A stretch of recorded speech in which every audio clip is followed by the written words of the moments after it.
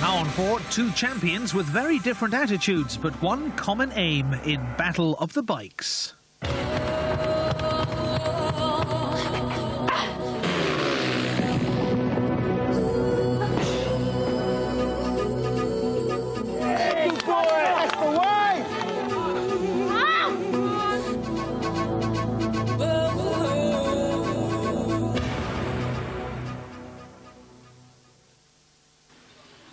So we're all ready to start this 4,000 metre club team pursuit final. Over to you, Mr. Starter.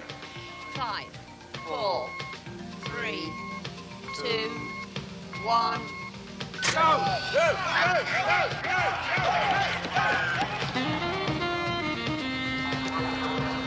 The final of the British Team Pursuit Championship in Leicester. With 4 riders each, the teams start on opposite sides of the track and try to catch up their opponents.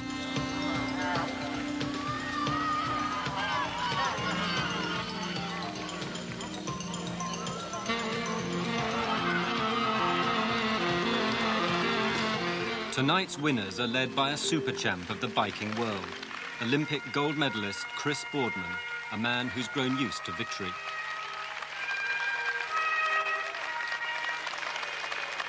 Boardman's been a giant of the track ever since he struck gold at Barcelona in 1992. By winning the toughest race of them all, the individual 4-kilometre pursuit, he became a sporting hero overnight.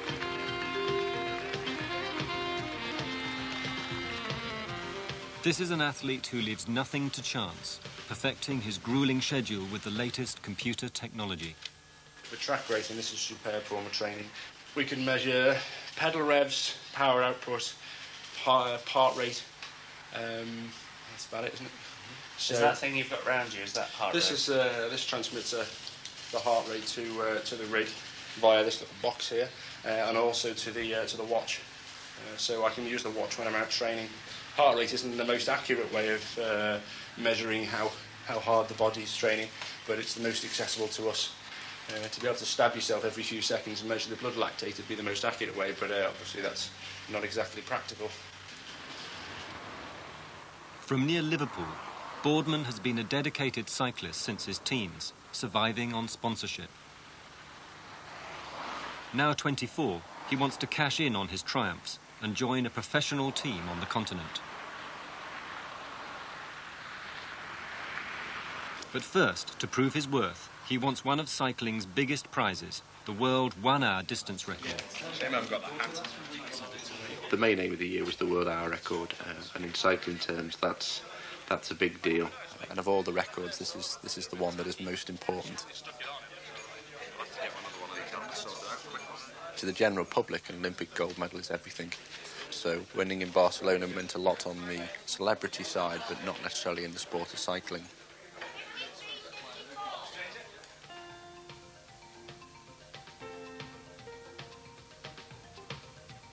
Boardman will be attacking a record that has stood for 8 years. But now he faces an unlikely opponent.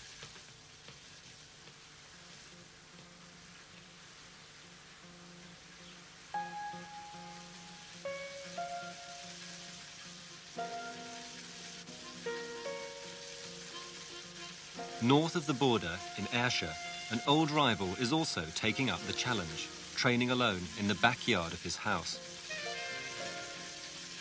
Graeme Obree, unknown and unemployed, has had a patchy career in cycling. He's been on the dole for 6 months, but now he's training hard for a comeback. He's decided to have one more crack at the big time.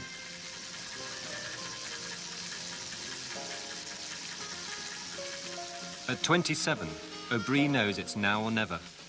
The maverick from Ayr has decided to pit himself against the Olympic champion. He too is going for the world 1-hour record.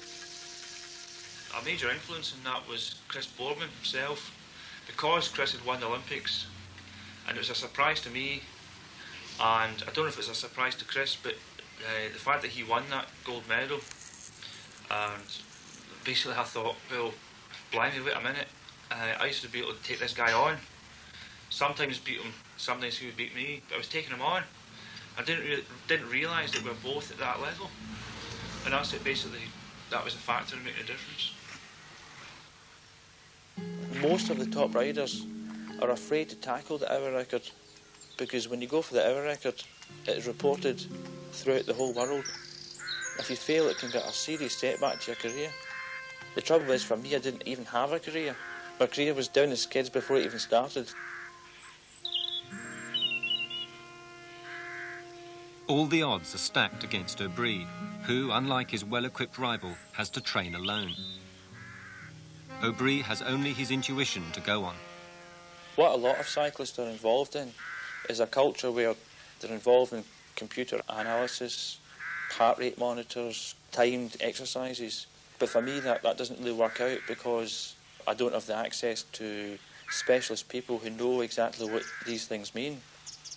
What I've got is a system already that I know works. It's basically listening to how my body feels, which is a very complicated machine in itself. But I do use the huge gear on the bike. I've been doing some strength training to cope with this big gear on hills in Scotland, which is basically keeping the bike in a big gear and forcing the pedals round. It's more or less the same as doing weight training, except on the bike. And for me, that tends to work.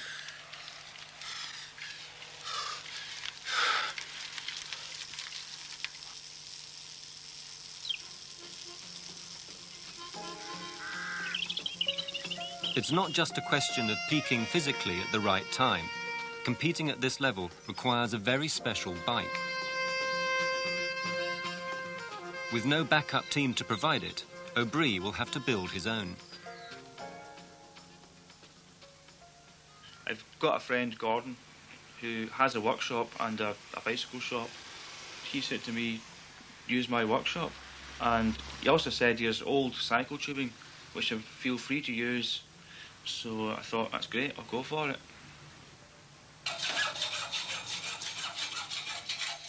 Bicycle building is something that I've always been involved with. At the time I started cycling, I couldn't really afford the top-notch equipment that some people were riding around on. There was no backup in terms of people offering carbon fibre bikes or whatever else. I had to build this bike, otherwise I wouldn't have a top-class bike.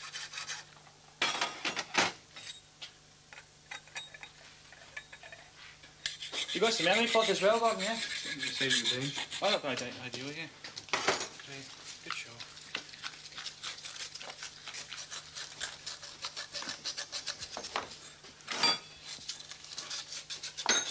Yeah, so you can shine up that middle bit.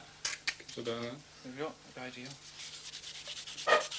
When you ride someone else's bike, like Chris Boardman had the Lotus bike last year for the Olympic Games, after the Olympic Games it was claimed that that bike gave Chris Boardman a 13-second advantage.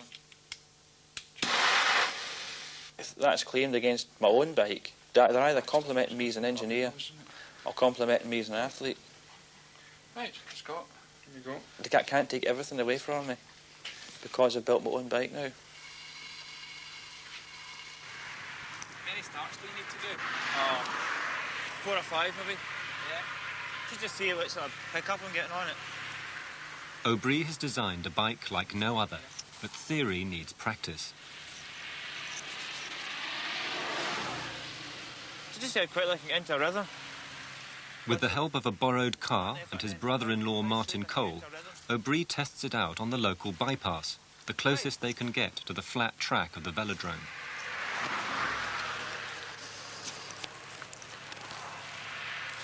So, what you can do, just start. Hard starts, and I'll come up alongside you, slow yourself down with the car, and... Yeah, okay. Wait then, I get in the car. It looks uncomfortable and dangerous. But Obree swears his new bike will give him extra pedal power because of his unique riding position. The riding position itself is radically different. It's more like a skier's position without the poles.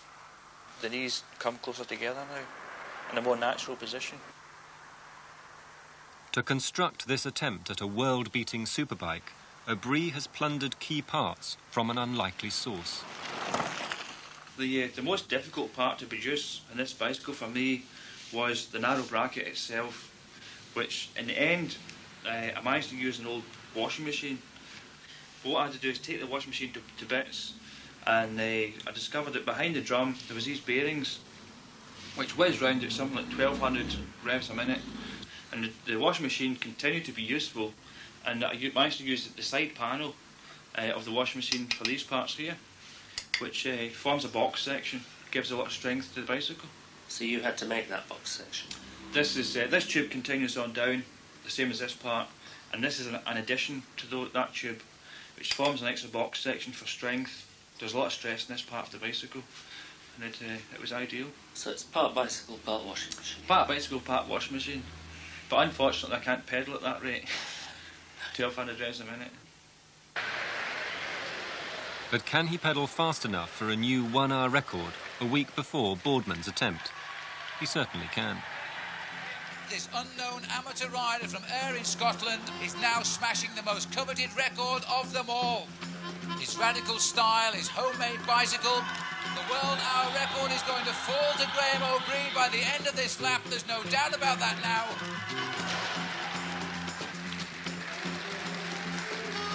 51.596 kilometres. Francesco Moser's record of 8 years ago has gone to a rider on a homemade bicycle. We were a bit disappointed, to say the least, when we planned this for so long and we'd worked 6 months for it, and all the governing body and everybody else knew that we were going to do it. And then Graeme announced he was going to do it the week before. And he also really wanted to do it on Bordeaux, but there wasn't any track space because there was a national championships going on at the same time. But that would have been even worse. And we were a bit disappointed that the governing body got behind it, when really they should have said, we're supporting Chris. When we're finished with him, we'll look after you. But I just had to put that out of my mind and get on with my job. Boardman's job has suddenly got much more difficult. To maintain his reputation, he has to beat Obree's astonishing new record.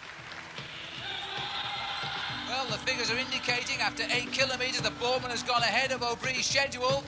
And look at this now, Chris Boardman, the first man ever to go inside 23 minutes, and he is 15 seconds now ahead of Graeme Obree. Sally Boardman knows now she's cheering her husband to the world hour record. This is absolutely impossible for Britain to believe. In 6 magic days, they have presented us with 2 world hour record holders, and Boardman now is going to become the first man ever to take this record over 52 kilometres. The gun goes, all of the famous names have wanted to take this record. None of them have done that. It's Chris Boardman who gets it. Yeah, it's a funny hat, isn't it? Everyone remembers the hat. I think we've seen enough now. What? Oh, that was, What? I was talking. Do you know? It was quite amazing, the press after that. And we were only really prepared for it because of the Olympic Games. The Olympics was big for the public and it was big for PR in this country. But as far as cycling goes, the world hour record is much, much bigger. The world hour record is blue ribbon racing cycling, 4-minute mile equivalent. It's an analogy I've used a lot, but that's the only one that most normal people can understand. You going to talk to your mum? Yeah. Go on then. Over there. So you're very different from Graeme in the way you go about things. I think Graeme and I are very, very different people, but the basic philosophy behind what we do is the same. We don't take things for granted. We don't accept the norm. We're very questioning people who always want to know why. Why have we always done it that way? Why should we do it that way? How we've decided to go about implementing that philosophy is very different. I've gone a more scientific route. I want proven fact. And Graeme explores things his own way, decides the way he thinks is right and goes that way. I do a similar thing, but I like it proven to me as well. This sort of training is aimed very much at explosive effort, getting everything out in 4.5 minutes. So we run at powers well exceeding the threshold. We can do maybe 5-6 repetitions of this for 2 minutes at a time, and just try and increase the body's tolerance to lactic acid, which is one of the major limiting factors in this type of race. If we can increase the body's tolerance to lactic acid, we can go faster.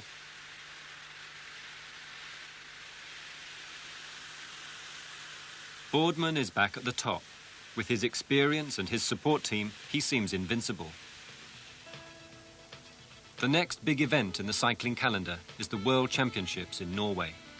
As Olympic champion, Chris Boardman has an automatic place on the British team.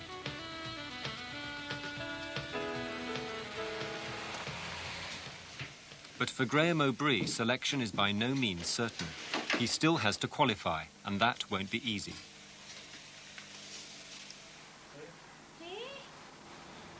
Where's your dad going? Is he going out on his bike again? He's going to leave you, is he? Hey, Dad will see you later. Dad's going out on his bike again? Hey, I think see you he's later. always away on his bike. Hey. Yeah, you're a big boy, you'll go with him. You're thinking I'm away for a week again? Yeah.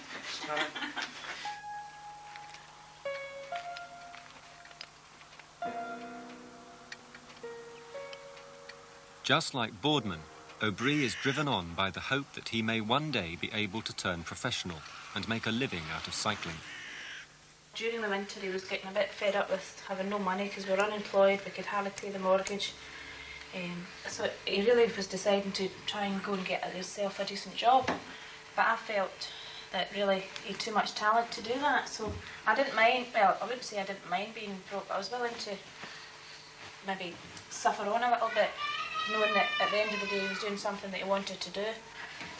At the time I really didn't think it would happen the way it happened, but it did, and I'm delighted. You know, there were so many people that really didn't think he could do it, and I think that was quite a lot of the drive behind him. Sometimes something can happen and you can have a catastrophe, he could fall or he could crash or whatever. With Graeme you never know, but I know if he's going well then he'll do his best, and I don't know what his best is, and near to see, because he's never been at this level. You know, he's never been given the chance.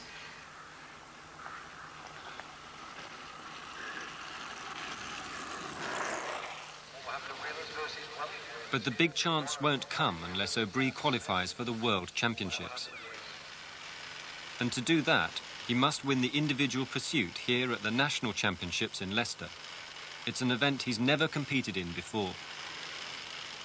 I expect you to be ready to move across and keep the programme rolling. That's my job. Between us, we'll make this job go.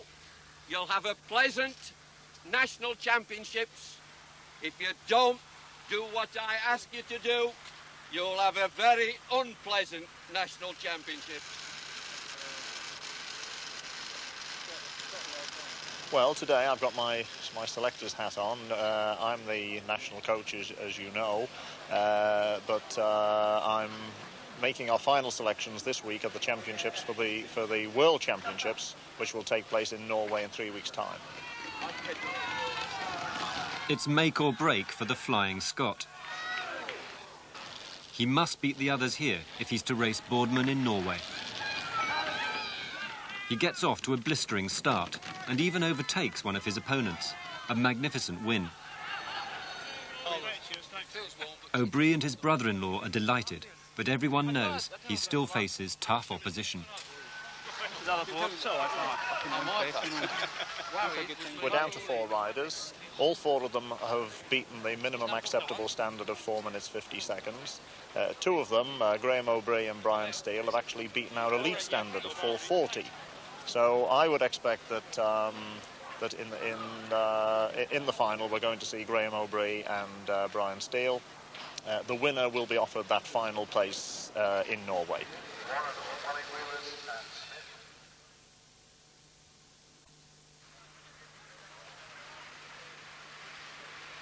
The British Championships at Leicester. Graeme Obree must win today to qualify for the World Championships in Norway. It's do or die. This is the ride for the championship. Graeme Obree in the home straight and Brian Steele in the back straight. 2 innovative bikes, Graeme Obree's own machine in the home straight and the Lotus machine that won the Olympic gold medal in the back straight. We're ready in the home straight, we're ready in the back straight. Over to you, Mr. Starter. 5, 4, 3, 2, 1.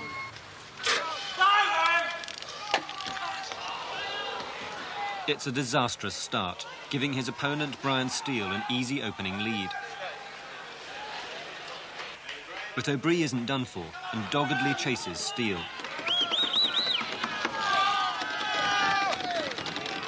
By the end of the 4th lap, Obree is beginning to get back in the race. The gap is down to 2.5 seconds. Still is digging deep, but look at Obree, right down between his elbows, head stretched forward, mouth open. He wants this one. Round the bank. Dramatically, Obree pulls ahead. Obree leads by 2 seconds. This last lap is a triumphant frenzy. Down the back straight, round the banking, and through the finish for the gold medal. Congratulations, Graeme. Superb series. Superb series. Thanks so much. I hope you'll be joining us now in the World Championship team. I certainly will, yeah. We might need to change the pedals. Well, let's tighten them up a bit, yeah. At home in Scotland, Obree winds down, enjoying the time with wife Anne and their child Ewan. The most important thing in your life is your life itself. Your life should be for living, and your sport is something you do in your life, rather than the other way about. A lot of people are taking over with sport, and eventually it comes full circle, and sport ends up being out of their life because it takes too much time. Sometimes I go out with Anne and Ewan on the kiddies' seat and cycle along, enjoy the air, enjoy going along the seafront, and just enjoy it. And it takes the stress and strain from the whole training thing away. I think the mental relaxation factor is a huge influence in sporting performance. Some people, they're always tensed up, always thinking about the sport. And by the time they get to the actual event, they're mentally tired, they're drained. I only train about 3 hours a week, serious training, but I'm on my bike about 10 hours a week. The other 7 hours are spent winding down, loosening the muscles off, not seriously training, but loosening off, and basically enjoying riding my bicycle.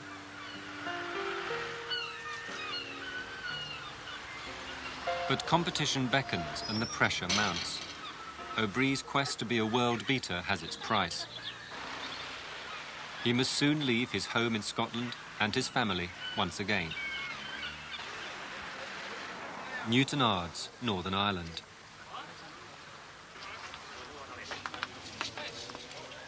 Tomorrow, Obree will race against Chris Boardman in a 25-mile time trial, their last meeting before the World Championships. Why that a strange handlebar? Would it give you a psychological edge over Graeme if you won it tomorrow towards the Worlds? Really, not really, because Graeme is one of so many people I've got to beat at the World Championships. And for him, it's his debut at the Worlds, and I know what the other people can do. And so I'm a lot more worried about the people that are there than Graeme. And that's no slight on him. I think he's got to do as well as he can. But he's one of many people I'm thinking about, so I don't really think of it that way.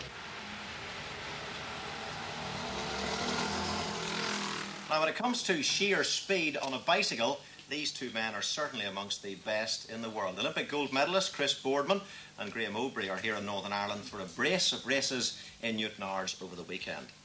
Well, it was Graeme who set a new world hour record a few weeks ago, only to see it beaten by Boardman, but Graeme had a pretty good performance only yesterday. Graeme, is there much tension between you two? I mean, the media try to build it up, don't they? I think it's essential to have a rival. Sport would be boring if you come out and won races without any competition. I think Chris feels the same.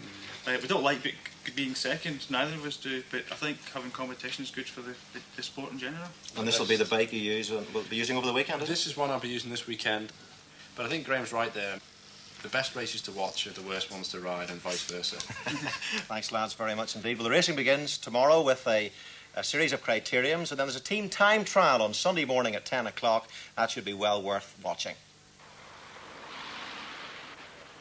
Downtown Radio! And a warm welcome to our sports rundown here on Downtown Radio with me, Ken Johnston. Spectators have been pouring into Newtonards throughout today, anticipating a close clash of titans as these famous rivals Chris Boardman and Graeme Obree race for the honours. Ahead of them, a 25-mile time trial around the jewel of County Down, that's Strangford Lough, and of course its imposing cap of Scrabo Hill. It's a big field. Together with some of Ireland's top amateurs, juveniles and veterans make up the numbers. Go on, John, my boy, get in there. Go on, Stuart, get in there. Right, let him up. Break early, it's very slippy.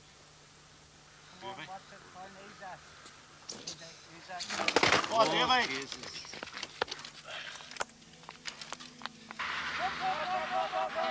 2 years ago, Obree beat Boardman here, but today he's dogged by bad luck.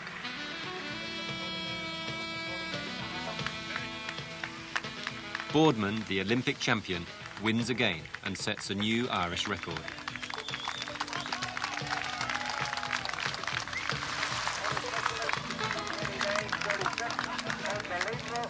Hello. I get beaten, punctured. And then Martin changed the wheel on that road bike, you know, the training wheels, and cycled on, and Martin changed the back wheel as well. So Martin changed well out the chain and all that and fixed it, and then I cycled on and on and on, and then he caught me up. And then I changed into another bike again, and then I fell off at the turn. Oh dear. Somebody came, so I lost it with 2 minutes. How did you find the course today? Basically, as long as you didn't have to touch the brakes, it was okay. And the police made that possible. Graeme tells me he fell off the turn. Do you find it slippy? Surprising, no. It was very slippy. No, it doesn't really surprise me. But you've got to be very careful. We're both using the same tyres, and they're really on the limit, those tyres, so you've got to be very, very careful. I didn't put too much pressure in today. Like I say, I don't take any chances before the Worlds. It's excellent preparation. Hang on, time, well done. Thank you very much. I'd like to thank everyone, and I'd also like to say it's unfortunate what happened, the bad luck that Sean and myself, and I know that Chris, he doesn't like to win by someone else's bad luck, but it's the way it goes. So perhaps if there's another event, we could sort this out once and for all.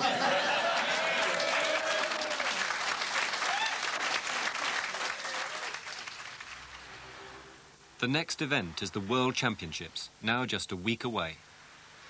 Hi Dave, it's only Chris. I need the last Royce bracket to go back into the column spare bike and the tool to put it in sometime before I go to the Worlds. And the time trial bike, I think it's still at yours, the one we lent to Scott. That needs to get to Paul somehow for him to use at the World Championships because it fits him better than his own. And if possible, it needs to have 54/48 rings on. So you can either get in touch with Paul or direct with me when you get in today. Okay, thanks, bye-bye.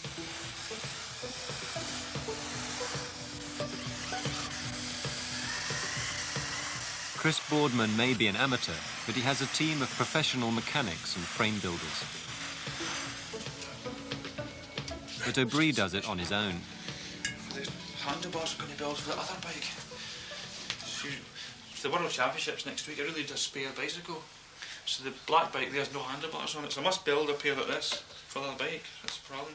So I've got to get the same dimensions as this one. Because the saddle and that other bike's in the same place, so I create measurements from the saddle. I'll get exactly the same position for the other bicycle.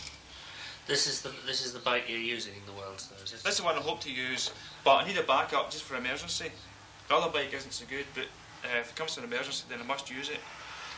It's better than being left standing with nothing to use.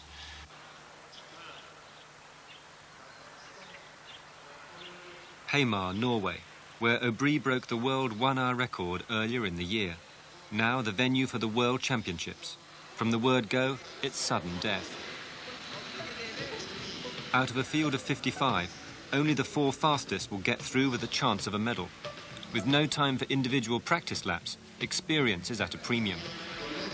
I think with me in the Worlds, I think Chris has got a huge experience advantage over myself at the moment because he's won the Olympics, he's been pursuing for years and years. I've been trying to make up this gap, but at world level, Chris has so much experience that I don't have. And the trouble with the Worlds is it's one ride. It's not, you can't have a bad ride and then ride yourself back in. Can you see him? His brother-in-law, Martin Cole, is now his manager. Obree is beginning to build the kind of support team enjoyed by his rival. I think I could be 6th or 1st here. I really don't know. No, I mean, it was the risk that I took, and I said it weeks ago that when we decided to go for the hour record so close to the Worlds, the preparation for one interferes with the other. One is aerobic, it's real threshold work, and this is just peak power. This is about absolute top-end power. So we've done what we could since then. but it's a bit of damage control early as opposed to perfect preparation. What is the same bike you use here? Same bike, but now I have the pedals on. Shoe is bolted on. See, I've dropped my seat. Shoes bolted on? Yeah. By doing that, I've dropped my seat position down. My seat's dropped 22 millimetres. Seat and handlebars both dropped. Yeah. You recall that the problem he had starting in the final at Leicester when he pulled his foot out. Now we're making sure the foot won't come out. The shoe and it's an integral shoe and pedal. You just have to be a little bit more careful getting on and off. But in the pursuit, one man alone on the track, and we'll assist him getting into them. There should be no problem. What about your life in Scotland? You have the telephone now? Telephone, yeah. Telephone number, yeah. It's 0292. If you look at the rides that he did in the national championships at Leicester, then I would think that Graeme Obree is a serious candidate for possibly a top 6 place, which would be an amazing debut ride in a World Pursuit Championships. I would be disappointed if Chris Boardman didn't win a world title. He must go in as favourite for the individual pursuit, and I would also think that it would be a tragedy if he didn't get a medal. If you get to about halfway and you're a second or so down, I'll tell you either 1 down or 2 down, and you can work the rest out for yourself. If you're one up, you're one up. Right. It means I've really got to do a ride here that I can sustain twice. Yeah, right. You've got to do a ride. I can sustain twice. Well, don't forget we can analyse the ride, can't we? Right. I suppose I go, I'll actually destroy myself and can't do the same ride later on. If you don't destroy yourself, you don't do the top 4 or the top 8, do you? The moment of truth. Can Graeme Obree and his bike outpace the best pursuiters in the world?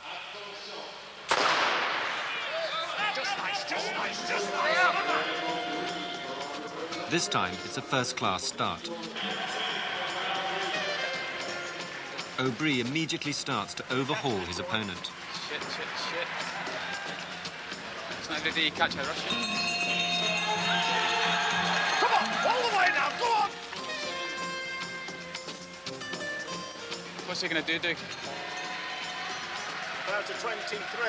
Jeez, that's a world record. It's a fantastic prospect. Come on. 23, 24, 424. Jeez. He misses the record by half a second, but it's an outstanding ride. Not really so bad. There.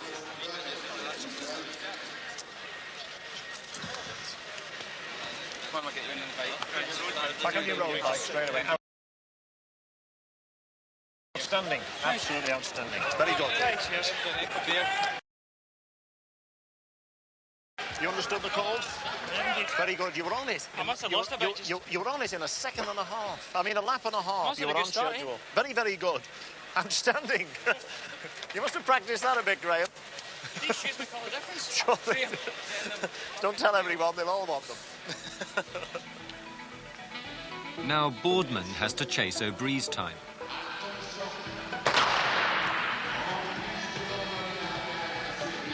It's the bit just prior to the gun going off that's the worst. Once it's started, it's out of your hands. You just do what you do and hope it's enough. The first couple of laps aren't too much of a problem. After 4 laps, it becomes extremely painful. And I start to wonder whether I've gone out too fast and whether I can carry this on for the full distance. You pace yourself and end up getting to the finish line absolutely spent with maybe 20 yards to go. If you're feeling absolutely spent with 4 laps to go, that can have considerable repercussions for the final time. He's doing all right. He's level with Graeme Obree. He's down on Ermelo. The French guy. Yes. Who we think is very much a one-ride specialist. 24, 7. So that puts him 3rd fastest. Behind Graeme. Third to Obree in the qualifier. Now Boardman knows the Scotsman is a real threat.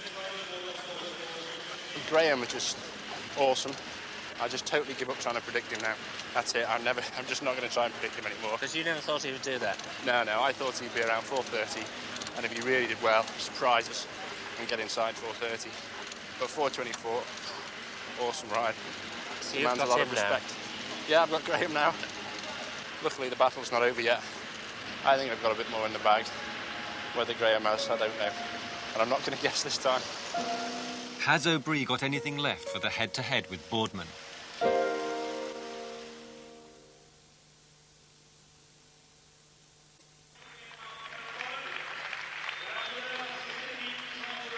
At the World Championships in Norway, the decisive showdown is at hand.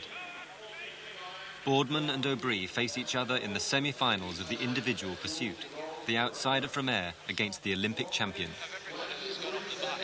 Chris Boardman, he really is the appliance of science, and he has a full and very developed support team. They're real students of pursuiting, and this makes Graeme possibly even more fascinating because he comes in almost on a wing and a prayer and is competing in the same event on the same track in the same championships, and he's closed a tremendous gap in his own way. You all right, Graeme? You tell him when you're ready, Graeme, when you're ready.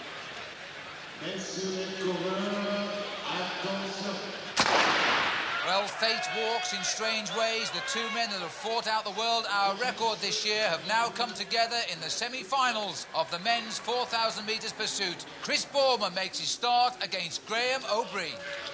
Come on!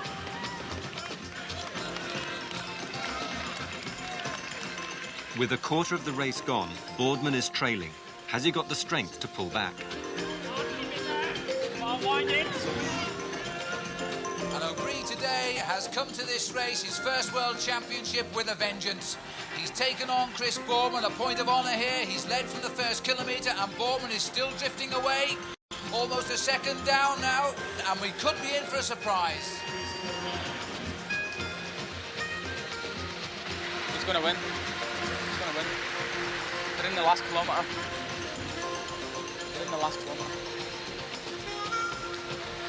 Come on, Graeme! Oh, jeez. 4 laps to go. 2 seconds up. Shit, he's going to do it. I can't believe this. I'm not good home. Come on, Graeme!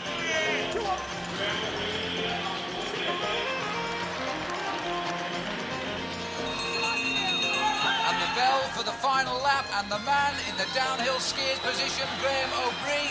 It's not a question now if he'll beat Chris Boardman, it's a question of whether he'll take the world record as well. You've got to produce a record, it seems, to beat Chris Boardman, and look at that, 4 minutes 22.668, 2.3 seconds beating a Boardman. And now Graeme Obree goes to the final where he's going to meet the Frenchman Philippe Hermanot. But for Chris Boardman, surely that time is good enough for the bronze medal. He won't be happy with that.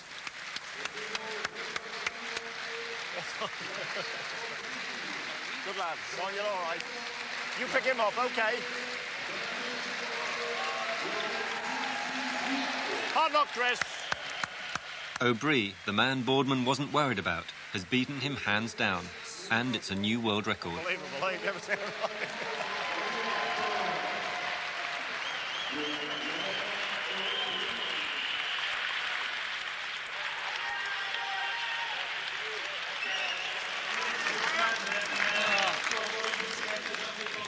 In the final, can't believe it. Oh. Congratulations, Graeme. Oh, as well. Oh. Steady. Oh, catch me. Oh. Oh. New world record. Put your Budweiser in hold, man. Oh. Let's have your hands up. There's Chris. There's Chris. Sorry about that. Well done, boys. Well done. Oh, guys. I'm going to beat that. Not today. All right. You never believe what? I know you, but I confused the signals. I thought I was down. No. Come on, let's go. Wind yourself out, OK? Congratulations. Wind yourself out. Come on. On your road, Mike. In 3 months, Obree has come from nowhere to the top of his sport, trouncing the Olympic champion.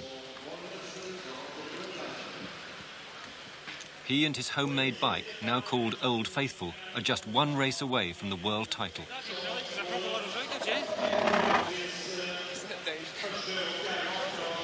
Oh, the legs. Amazing day for Graeme Obree, for British cycling, and thankfully we've managed to salvage the bronze medal as well with Chris Boardman. So 2 medals, guaranteed. That's not too bad. So which one's for him tomorrow? Oh, well, if this close, he's going to go for the gold now. World record holder. It's only 1 medal, but that'll do. I came on to show some continuity for potential bosses, and I've done that, so it's the bottom line, but I can live with that quite happily.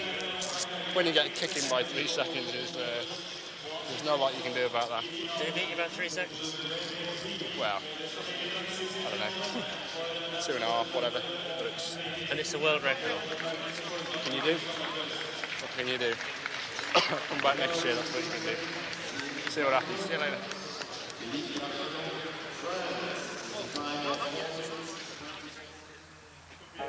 At the team's hotel, Boardman offers a helping hand to the man who beat him.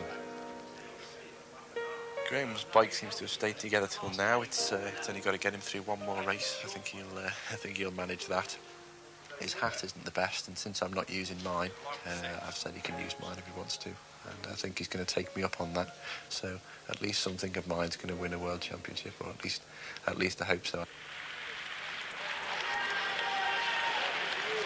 Obree, the hat and the homemade bike get off to a brilliant start in the final. This is unbelievable. The 2 fastest men in the world over 4,000 metres, and Ermino is now 2 seconds behind Graeme Obree. Are there any more surprises in this man from Scotland? Ermino wouldn't like to think so. He's got him in sight. He's nearly got him in sight. He's going to catch him. He's going to beat the record again.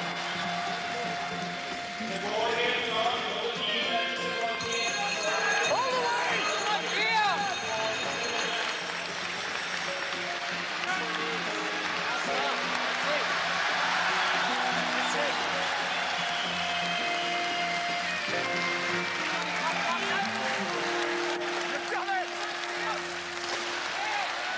We have just seen the fastest pursuit in the history of the sport. Graeme Obree sets the world record of 4:20.894, and he takes 3 seconds away from Philippe Ermino, and that is unthinkable. The crowd here in Norway salute the real champion of the world. The first time he's been at the World Championship. Steady on, Graeme. There's no room for a mistake now.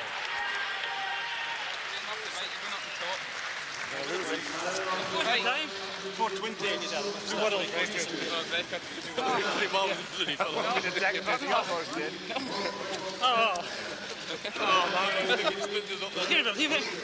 Was it a new record? I didn't think Graeme would do as well as he did, but if he did well, he'd get in the top 8. The man just doesn't know what he's capable of, and probably still doesn't. I think going into it that way was probably of great benefit. If you like, it's such a whirlwind, you don't realise what it is that you're doing. Therefore, you don't suffer with the other people that have spent years and years clawing their way to the top, and they know what defeat is, and they realise the scale of the thing they're trying to do. And generally, the performance isn't top notch because they bottle. And Graeme just came straight in and did it, and he probably did it the right way.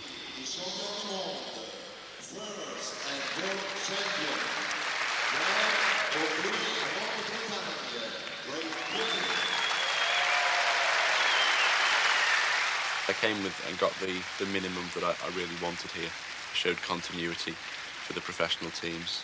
So I was content with the result, but it's difficult for me. I was disappointed, and to be around it is hard.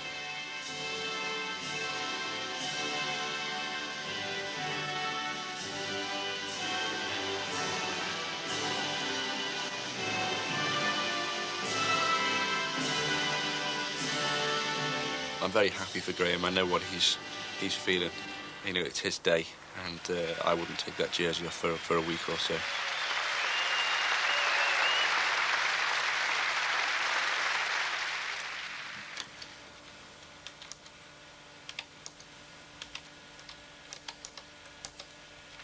Back home in Scotland, Graeme Obree finds he's a celebrity whose opinions count in the cycling world. Yeah. What I'm doing just now is I'm preparing my book, which is a book about basically preparation and training for the aspiring athlete. It's basically for people who work during the day or are at school during the day and don't have the time to prepare at the same level as a professional athlete. So this is basically me preparing my book, ready to be hopefully published at the moment. Shaken by the huge margin of Obree's victory, Chris Boardman returns to the hard grind of training.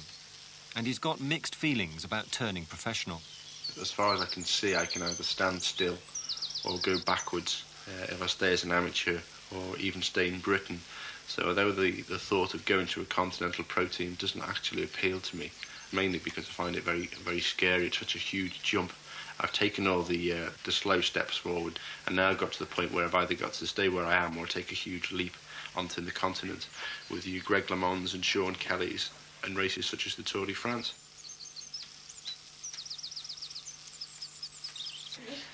Yeah. But to do that, Chris Boardman will have to leave behind the home life that keeps him going at difficult times like these. It's going to bite your finger, Ed. I think a family is very important for support, somebody to come back at the end of the day and share your problems with. Sometimes I look, at some points when things get difficult, you think, oh, it'd be a lot easier to have done all this when, if you were single. But when I think about it in detail, I would probably have never done what I've done without Sally. Excuse me, is my head bleeding? Let me see. No, not sure why. Should it be? What? Should it be? No. By accident, I hurt myself with this bit of stone. Tell you what, why don't you see if you can write Edward? I can. Go on then. Edward. Living in Hoylake is very important to me. It's not a very special place, Hoylake, but it is home for me. The beach is there for the kids. It's nice in the summer. I am lucky in that it's now possible to commute. It's quick for me to get from Paris to Manchester as it is to get from Paris to Brussels. So I'm actually going to try and commute. That's something that's important to me for sanity, if nothing else. So is it Edinburgh? No, I don't think it is No, either. it's the next. The first letter of the next name, Boardman. Is that right? That's what I mean. Yeah, so it says Ed B, doesn't it? Ed B. No, Edward.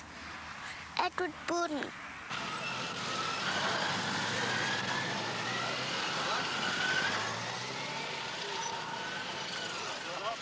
Within a fortnight of his defeat in Norway, Boardman realised his ambition and is racing for GAN, one of Europe's top professional teams.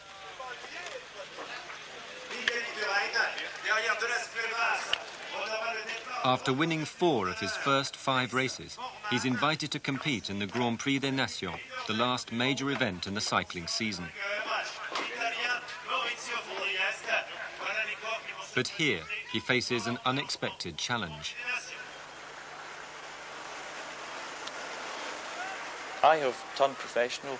It's gone from being a hobby and a sport to being a living. This is the start of a 3-week tour of Europe. So I went to see my wife, a child, for 3 weeks. And this is the life that the pro has. You've got to sacrifice a bit in terms of family life. I think in terms of money, it's a very short-lived career. You maybe have 5-6 years earning money. And then if you haven't accumulated enough to actually invest in something else, then you're back to the dole again.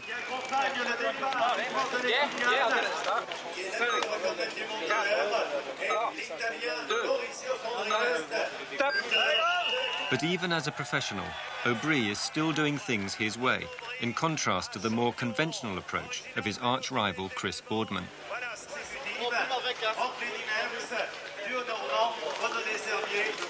Chris has joined a professional team, which means that he's committed to so many races in the year. I have been a bit wary about joining a professional team because I have to be certain that I'm not going to run myself into the ground. Chris Boardman may be more dedicated than I am. Cycling is his total life. I think Chris has always got that advantage that when going gets really, really tough, in terms of there's a race tomorrow and there's a race the next day and the next day, I think the wearing down process mentally, Chris has got a bit more strength in terms of the durability over the period than what I have.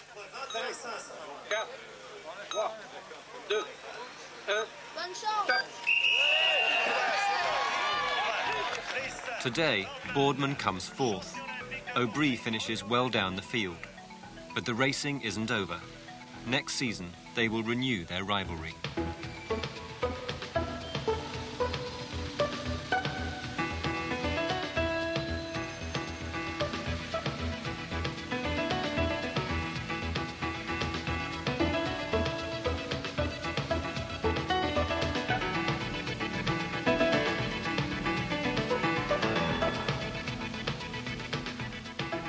Next Thursday, meet Dangerous Deirdre from Dublin as Champions profiles the hard-hitting women of boxing. That's at the later time of 1:15.